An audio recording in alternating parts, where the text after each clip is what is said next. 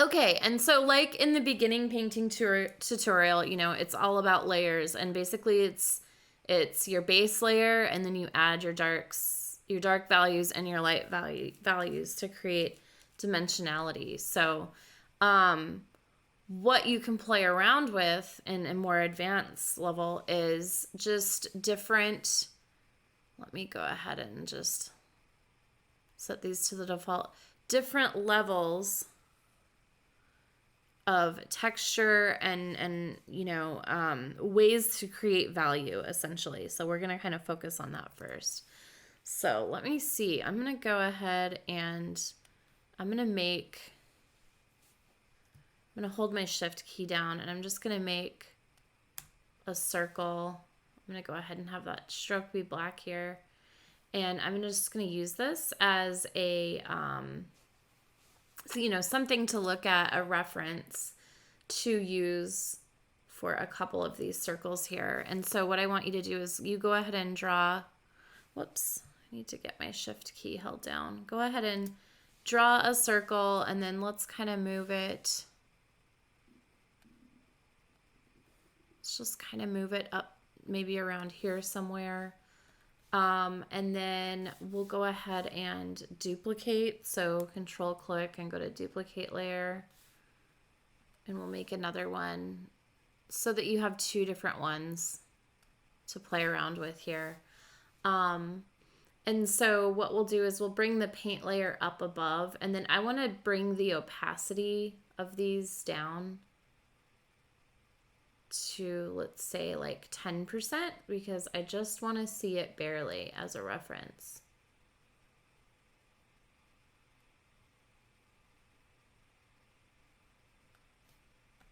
Okay, so layer one. So the whole basis to drawing, it still has remnants of this, remembering the skull was there.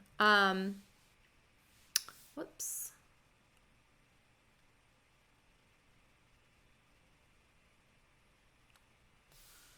Okay, need to make sure I have my brush tool selected and my top layer. There we go. Now we're all set to paint. So the whole basis of really creating anything that's three-dimensional is it's about variation of line and value, right? So anything that's three-dimensional and sort of organic in any sense that exists in the world has sort of a wiggly contour to it. So here we have like this flat, perfect circle. And let's say I want to make this a little more organic, so it seems to have more of a textured surface.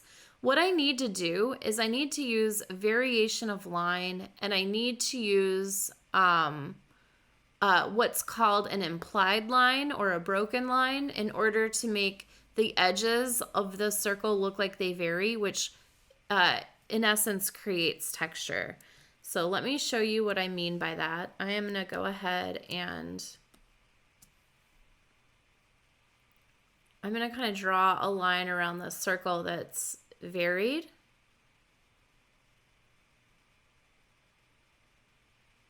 It's imperfect. It's a little bit wobbly. And I might even go in and maybe give some indication of cracks. Something like that. This is more reflective of an object that exists in the real world that has imperfections. Things, you know, anytime that you have thick, flat lines, so let me go a little bit thicker and create just like a thick, flat line. Anytime you have something that has lines like this, it's going to indicate flatness, right? So you can see how, like, you can imagine this to be the edge of something that exists physically in the world more than you can this really thick line.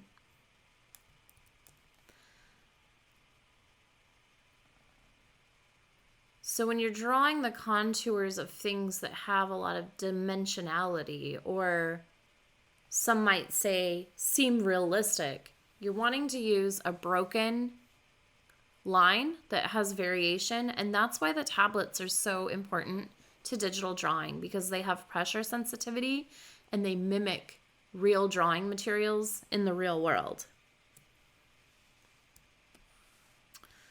Okay, so the very basis of making something look three-dimensional is pushing edges back and bringing whatever is closest to the viewer into the center. And we did this with our blueberries, right? But we're going to do this in a little bit more nuanced way. So I've got the base layer for my circle here. I'm just going to add another layer, or I'm sorry, the contour of my circle. I'm going to add another layer. This is going to be the base. So I'm just going to go ahead and label it so. I'm going to say this is contour. Now for the base, I'm going to choose, and I'm going to just stick to black and white in this. I'm going to choose kind of a middle gray. I'm going to go ahead and fill in this ellipse with that middle gray.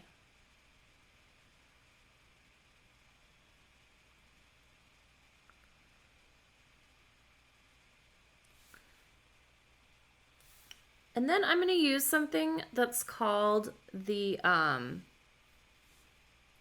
whoops.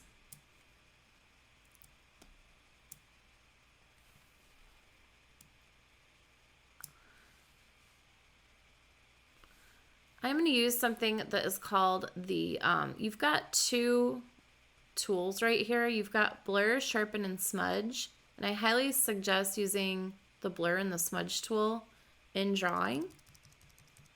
It's a really great way to make your edges softer. You could use a soft brush too, but I find that a lot of times the feathering of that is a little bit too exaggerated, and sometimes I just prefer to use the blur tool. The smudge tool reacts more like you're taking a drawing material and actually scraping it across a piece of paper, which can work well sometimes, but for what we're doing right here, I'm just going to leave it to the blur tool. Of course, you have, different characteristics of the blur tool that you can change up here. I'm going to actually make that brush a little bit bigger and see if I can't get just a slightly more exaggerated. Now see, if I were to use, let's say I were to go into my brush, and if I chose, here's my brushes. If I chose like the soft round pressure opacity brush, which kind of looks like what I maybe want, if I were to come in there and use that, see how exaggerated, well, I guess that brush is set really big. But even if I make it smaller, it's like too feathered for what I'm going for. If I come in and use this one's a little bit more precise, but it still has that. And for this brush too, like there are purposes for it, and I'll go over that soon, but it always has that like 1970s, early 80s airbrush look to me too, which I cannot get over for whatever reason. Anyway, so let's go in here. I'm going to go ahead and pull the contour line on top. And then I'm going to go ahead and start pushing the edges back. So what we need to do is use a layer that is using what is known as a clipping mask. And these are pretty critical when you're drawing in Photoshop and you have several layers of detail. So just as a refresh, what I'm going to do is start a new layer. And then if I go to layer and I say create clipping mask, it's going to say that, oh, this has actually created a clipping mask for the wrong layer. I take it back. We need to create a clipping mask for the base layer. So I'm going to call this shades because that's what it is. So I need to create a clipping mask to the base layer. And what that means is I'm going to be able to paint all over the place, but it's only going to paint over the base layer. So it's basically, a mask, essentially. So let me go ahead and go to layer and do that, create clipping mask. The hotkeys are right there. There we go. And now I'm going to come in with this brush at a much darker gray. Not quite black, but close, somewhere in there. And then I am going to go ahead and use the soft round pressure brush. And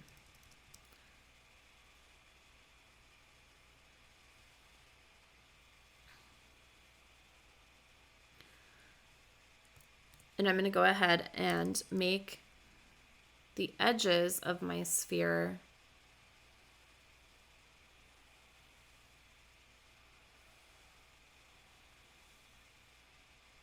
that darker gray.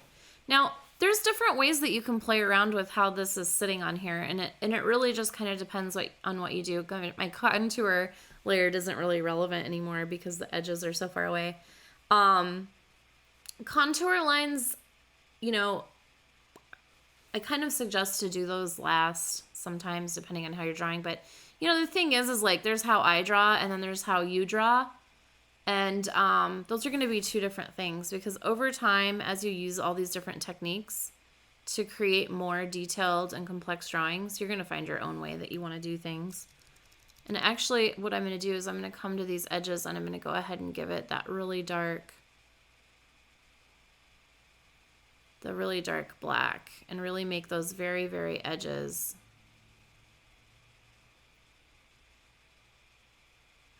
And so for now, I'm just going to shut the contour layer off because I don't think it's actually really doing any good. Okay, so now I'm going to create another layer, and this is going to be my tints. And I'm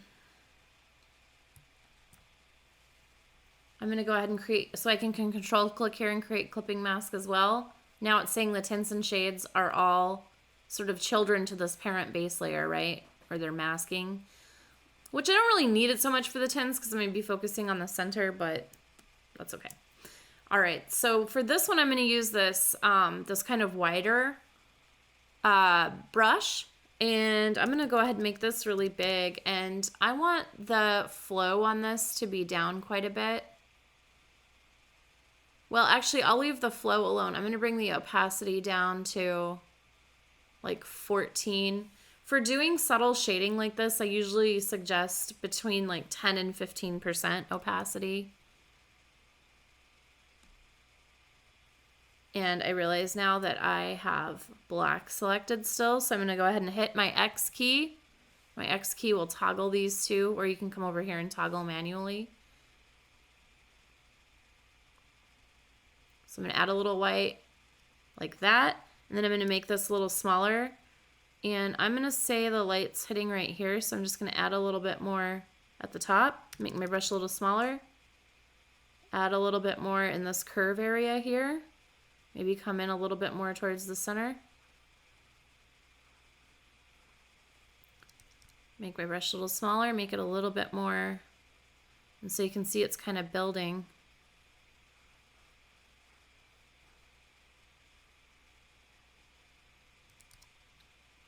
Then I'm going to say, I'm going to go for a pretty harsh, so I'm going to bring my opacity up to maybe 40%. I'm going to come in here and just make a little bit more pointed decision about where this light's hitting, right around here.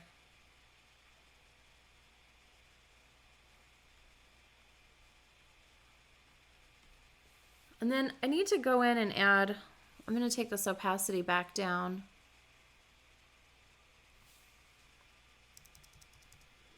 Add in some more lightness kind of in the center here and blend it a little bit more.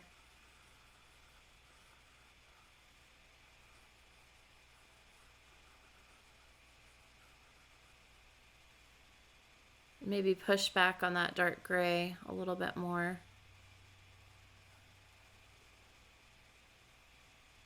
And it almost gets to the point where it feels like the base layer isn't even doing anything anymore because you've colored all over. Or painted all over, but it is. So let's just blend that out a little bit more. So if I come in here and I just shut my visibility of the base layer off, oh, it's going to shut everybody off. I guess it's unless I make those not clipping layers anymore. But so that base layer is still doing a lot, even though it doesn't seem like it. Okay, so now my contour layer is completely irrelevant at this point, so I'm going to just trash that contour layer. Yes. And I'm going to create a new layer, and this is going to be my new content layer. But this time, I'm going to choose a little bit more of a textured brush. So maybe like this brush soft kind of, no. I need something a little bit more simple. Let's see.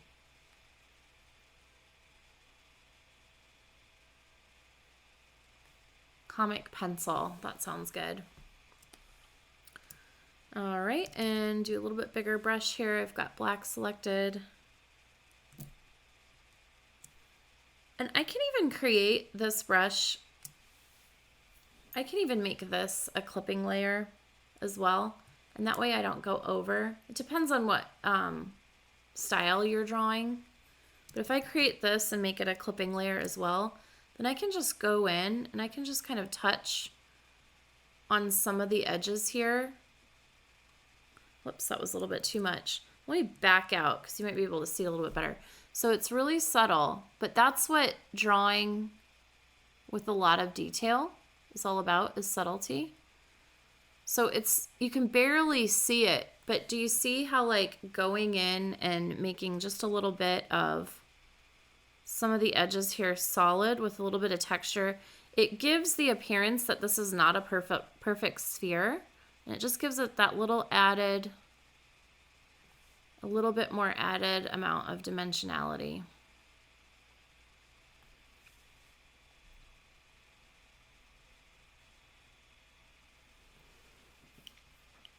And that's it. So there we go. Made our first sphere. It's looking pretty good.